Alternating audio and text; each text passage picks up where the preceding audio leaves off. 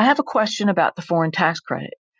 I read an article by William Baldwin at Forbes that explained that at a certain point, there's a complicated adjustment to the foreign tax credit calculated on Form 1116, which could lead to losing much of the credit.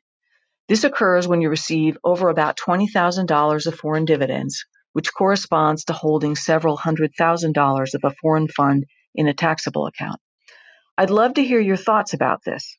Should someone approaching this situation preferentially hold foreign funds in their deferred or Roth accounts going forward? Thank you so much.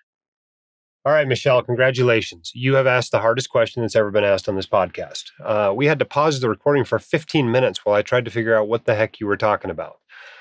This has never affected me. I looked at my last tax return that I have done, which is 2020, and I only had $11,000 in foreign dividends on that tax return. So this doesn't affect me, or did not affect me. In 2021, I think it will, though. I haven't completed those taxes yet. Just filed the tax extension. I'm still waiting on K1s, actually, as we record this.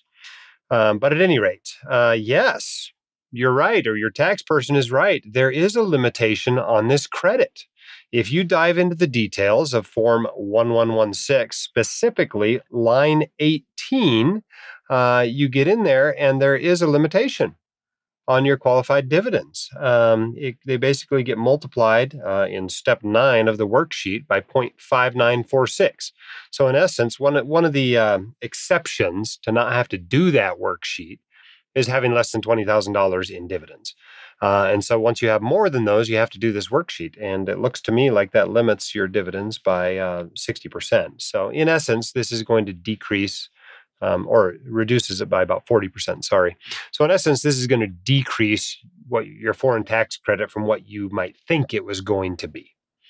Unfortunate, but there's nothing you can do about it. This is the way it's calculated, and your tax software will take care of it. Or if you're paying someone else to do your returns, their tax software will take care of it.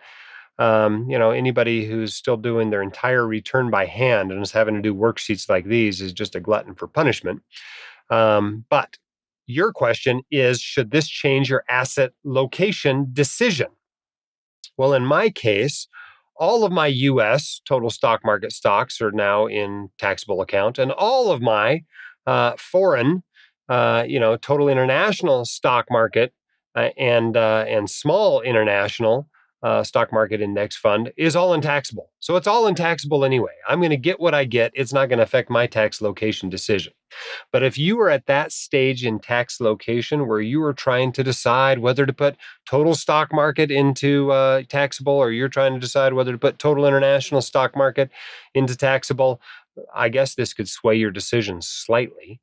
But the truth is, this was always about the same anyway, because foreign stocks pay a little bit more in dividends, but you get the foreign tax credit. So that kind of offsets that. U.S. stocks pay a little bit less in dividends, but you don't get the foreign tax credit. So they're about equal when it comes to tax efficiency. If you're really debating which one of these is more tax efficient, total international or total stock market, you win, right? You've won the tax location game. You have won the investing game. You've gotten down to something that really doesn't matter all that much. So would this change my decision? No, because there's not really a right decision here anyway. It's really trivial which one of those two funds goes into taxable first. And if you're like a lot of us, you're going to end up with both of them in there eventually anyway. So yes, it's an interesting bit of tax trivia that I just learned today. Thank you for that education.